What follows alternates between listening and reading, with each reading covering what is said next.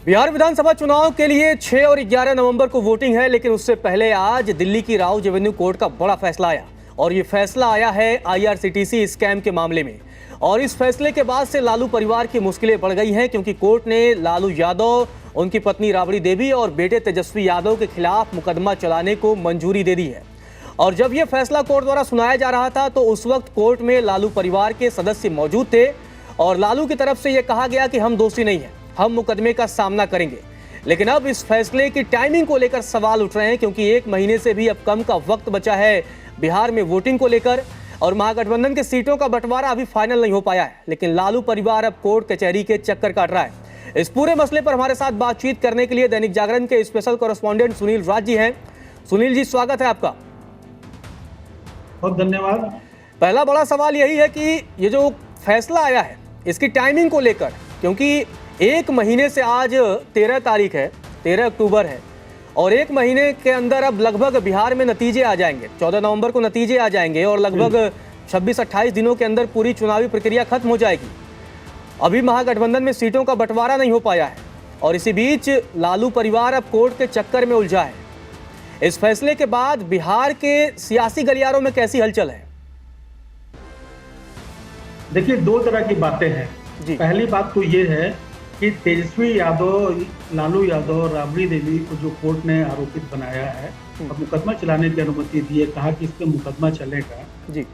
तो उसको लेकर के बिहार के राजनीतिक गलियारे में जो यहाँ के का वोटर समुदाय है, जो राजद का खास वोटर है, वो ये मानता है कि ये टाइमिंग जो है वो चुनाव के वक्त जानबूझ करके इस तरह से रखी जाती है कि इस परिवार को परेशान किया जा सके, उनको वोटरों से दूर किया जा सके या उनके खिलाफ क्या कहते हैं माहौल बनाया जा सके। जी। राजनीतिक दल भी जो सत्ता पक्ष के हैं वो लगातार हमलावर हो गए हैं, उसको तरह तरह की चीजों से जोड़ रहे हैं। वो जो जीरो टॉलरेंस की नीति है उसको मोदी जी की और नीतीश जी की, उसको उससे जोड़ रहे हैं। वो ये भी सवाल उठा रहे हैं कि अब लालू परिवार कैसे जाएगा चुनाव में। हालांकि राजद का अपना एक वोटर तबका है, उनका वोटर का कुनबा है उनका। बिल्कुल एमओआई समीकरण है। इन सब बातों से फर्क नहीं पड़ता है, मगर यह है कि राजनीतिक गलियारे में चर्चा तो है ही है बिल्कुल कि इसका कहीं ना कहीं कुछ ना कुछ इम्पैक्ट पड़ेगा, मगर ये कितना इम्पैक्ट पड़ेगा ये तो चुनाव के बाद हम लोग को पता चलेगा। हालांकि चर्चा है कि इसका कुछ ना कुछ असर होने वाला है। इसी बीच तेजस्वी का ट्वीट आया सुनील जी। वो लिखते हैं अमित शाह का नाम सीधे तौर पर लेकर कि 1 महीने पहले अमित शाह धमकी देकर गए थे कि आपको चुनाव लड़ने लायक नहीं छोड़ेंगे, लेकिन अब तेजस्वी ने कहा है कि हम लड़ेंगे और जीतेंगे। अमित शाह, इस फैसले के बाद से तेजस्वी ने सीधे अमित शाह को चुनौती दी है। देखिए, तेजस्वी यादव ये कोई नई बात नहीं कह रहे हैं। लगातार वो तेजस्वी यादव, उनके जितने भी भाषण होते हैं या जितनी भी प्रेस कॉन्फ्रेंस होती है, उनका अटैक सीधे सीधे प्रधानमंत्री नरेंद्र मोदी और गृह मंत्री अमित शाह पर ही होता है। और इस बार भी उन्होंने वही किया है। जब कोर्ट का फैसला आया है, कोर्ट के फैसले का उन्होंने सम्मान किया और कहा कि तूफानों से लड़कर के ही किसी भी चुनौती को पार किया जा सकता है और तूफानों से लड़ना उनकी आदत है। वो लगातार अपने मन से ये बात कहते रहे हैं कि आज मोदी सरकार को केंद्र में 11 साल से ज्यादा हो रहे हैं, नीतीश कुमार 20 साल से बिहार में है, ये अपने काम नहीं बताते हैं, ये सिर्फ जंगल राज की बात करते हैं। तो तेजस्वी यादव लगातार हमलावर है अमित शाह पर और आज भी कोर्ट का फैसला आने के बाद उन्होंने फिर उसी अंदाज में हमला किया है। वो क्या कहते हैं, उनसे लड़ेंगे और चुनौती जो उन्होंने रखी है उसको पार करेंगे और बिहार में अपनी सत्ता भी बनाएंगे।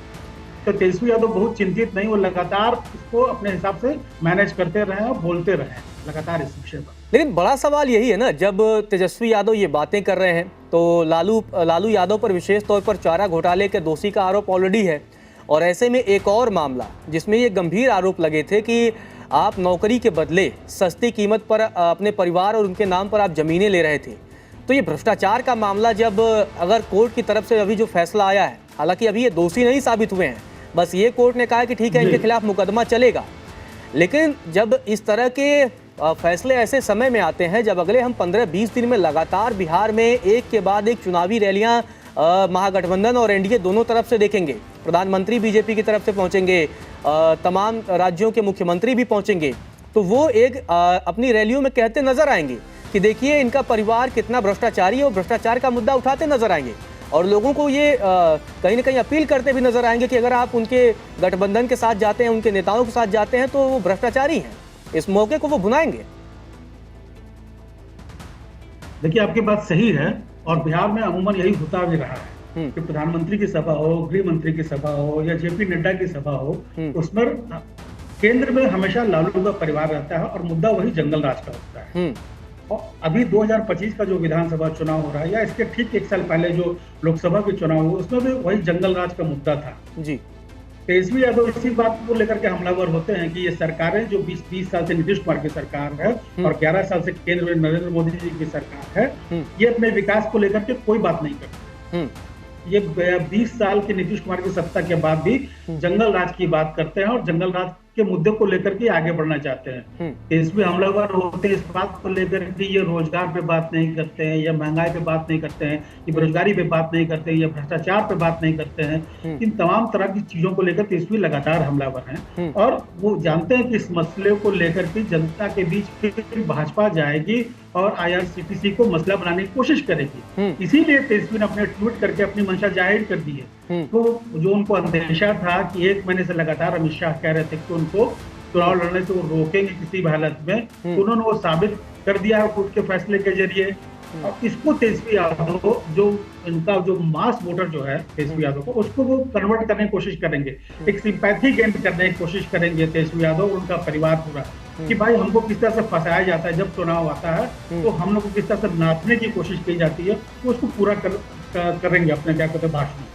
लेकिन वो कैसे ये भरोसा दिला पाएंगे, क्योंकि चलिए एक पल के लिए अगर एजेंसियों द्वारा ये कार्रवाई होती, चलिए CBI अगर रेड मारती, ED कुछ कार्रवाई करती या कोई और एजेंसी कार्रवाई करती, लेकिन ये फैसला तो कोर्ट का है, तो ये आम लोगों को विश्वास बिल्कुल नहीं, निश्चित रूप से आपका कहना बिल्कुल सही कि कोर्ट का फैसला है, तो कोर्ट के फैसले को ना तो कोई सरकार प्रभावित कर सकती है, ना कोई एजेंसियां प्रभावित कर सकती है। मगर जो एक बना हुआ सिस्टम जो हमारा है, उसमें ये बात बहुत आसानी तरीके से तेजस्वी यादव या राजद का जो दूसरा नेता है, कोई भी नेता है, वो उसको बहुत सलीके से कर देता है। ये घेराबंदी कहीं ना कहीं केंद्र सरकार के इशारे पर होती है और यहाँ के वोटर तबके भी कुछ वैसे ही हैं जो उन चीजों को उसी तरह से लेते हैं कि जानबूझ करके राजद परिवार को परेशान करने के लिए कभी जांच एजेंसियों का दबाव बनाया जाता है, कभी कोर्ट का दबाव बनाया जाता है। तो राजद के लिए बहुत आसान काम है कि इस चीज को मोल्ड कर देगा कि वो किस तरह से उसको फंसाने की कोशिश की जाए, उसको कहीं वो कोर्ट के निर्णय को शामिल नहीं करेगा।